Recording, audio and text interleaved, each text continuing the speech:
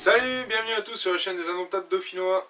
Alors aujourd'hui je vais vous présenter le matériel que j'ai utilisé lors de ma sortie avec Julien.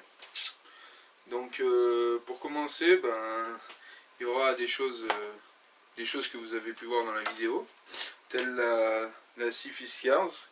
Vous n'allez pas tarder à voir la revue et le test.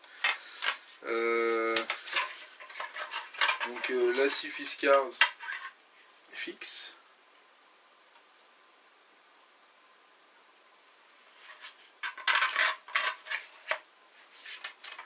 Voilà.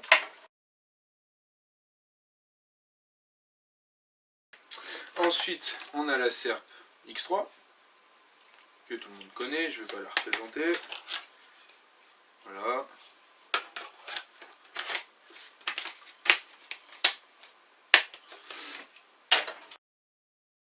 Pour faire ces petits travaux manuels, j'ai une nouvelle paire de gants. Ils sont géniaux parce qu'ils sont faits pour l'hiver. Taille 11, ce qui est assez rare. Il y a un super grip. Et ils sont molletonnés pour l'hiver pour avoir chaud, voilà. C'est plutôt agréable.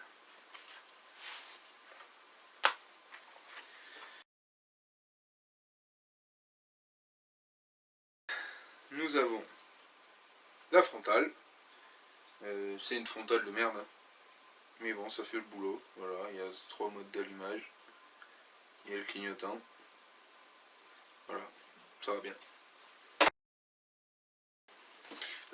Moi j'affectionne particulièrement le couteau tatou. Pour une bonne raison. Le couteau tatou, style armé, il a tout. Alors on a la fourchette, la cuillère, avec on a le couteau, un petit cran d'arrêt. Bon, c'est pas forcément de la très bonne qualité, mais et avec l'indispensable tire-bouchon.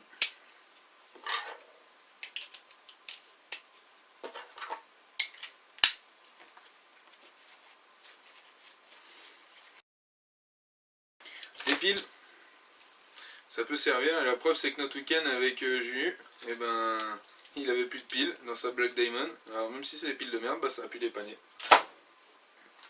Du PQ, ça vous fera sûrement rigoler, mais le PQ c'est très important. Et en plus ça peut servir à plein de choses, ça peut servir d'essuie-tout. Alors moi pour mon sac, j'ai un sursac impair 35-50 litres, qui où il pleut.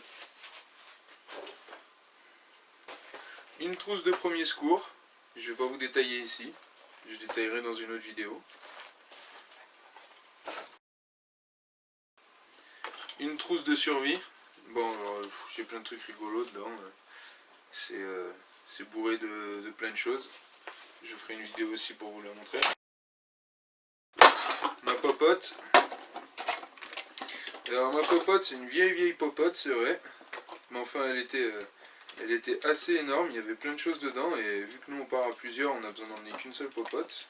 C'est un peu chiant à ouvrir, jamais. Quasiment bon même. C'était la gagnante du concours Lépine 1952.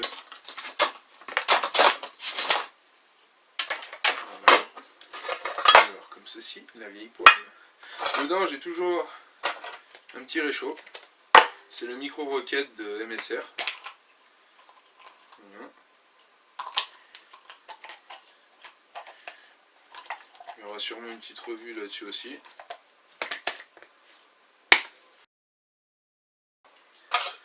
La poignée que j'ai acheté séparément parce qu'avec une poignée je pouvais tout faire.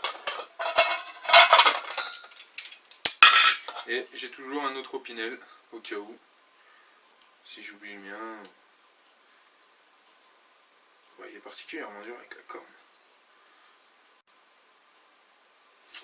Et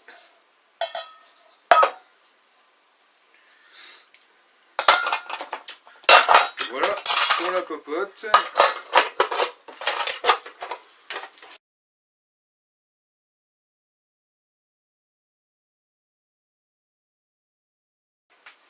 Alors avec ça, j'ai toujours du sucre, très important, du café soluble, bon c'est pas le meilleur, suis en train de voir pour prendre une cafetière italienne, mais ça fait toujours le quart avec la gourde de l'armée et la trousse isotherme. C'est toujours pratique. On peut faire bouillir. Bon bah voilà, ça fait 1 litre d'eau, ça fait le boulot quoi.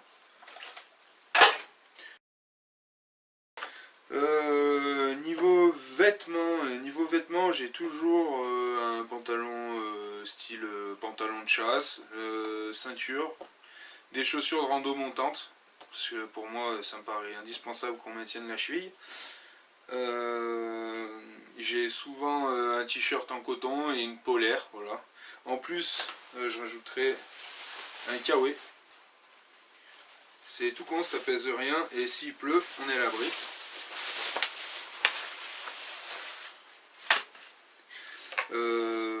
Pour les jours où il fait plus froid, disons si je veux faire une sortie en hiver ou quoi, je prendrai ma veste camo. Elle est rembourrée dedans, elle est géniale, elle tient super chaud. Ensuite pour le couchage. Alors pour le couchage, on a un sursac McKinley Intersport, un paire, plus 3 degrés de moyenne en général.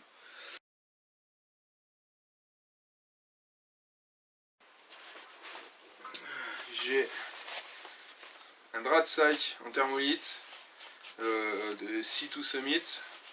Alors là on a le modèle réacteur extrême. Alors le fabricant il affiche plus 15 degrés dans le sac de couchage.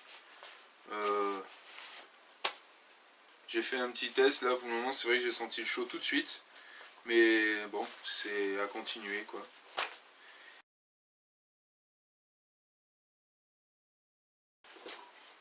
Pour dodoter, on a le Ticket to the Moon, un Mac double. Bon j'ai un rouge mais je vais en acheter sûrement un vert olive, ce sera plus sympa.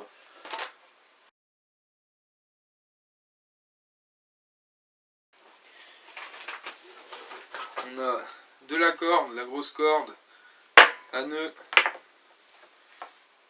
pour enrouler autour de l'arbre et accrocher le hamac assez facilement. De la cordelette pour faire la fêtière. Des tendeurs pour tendre quand on met la bâche en canadienne au-dessus. La bâche camo.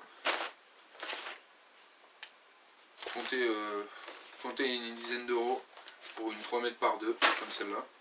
140 grammes quelque chose. Voilà. Le sac de couchage. Bon alors là c'est pas le top niveau sac de couchage. Pour le moment j'ai qu'un confort, limite de confort 9 degrés. Limite de confort 5 pardon. Et voilà. Bon. Avec ça passe plutôt pas mal.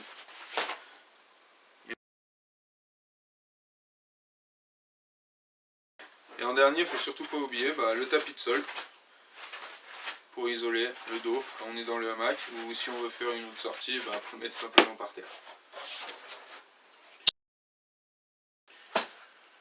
En plus, dans votre sac à dos, il faudra rajouter de l'eau, il faudra rajouter la bouffe.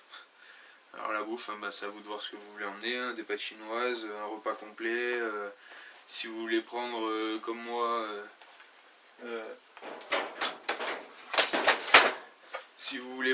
moi, par exemple la grille de barbecue là, ce qui peut être assez sympa, mais bon, ça rajoute du poids. Et sinon la dernière pièce du puzzle qui ne me quitte jamais, le ICI RC5. J'ai déjà fait la revue, on a déjà fait le test, je vais pas commencer. Voilà. Simple, efficace, robuste, épais, tout ce que je demande à un couteau.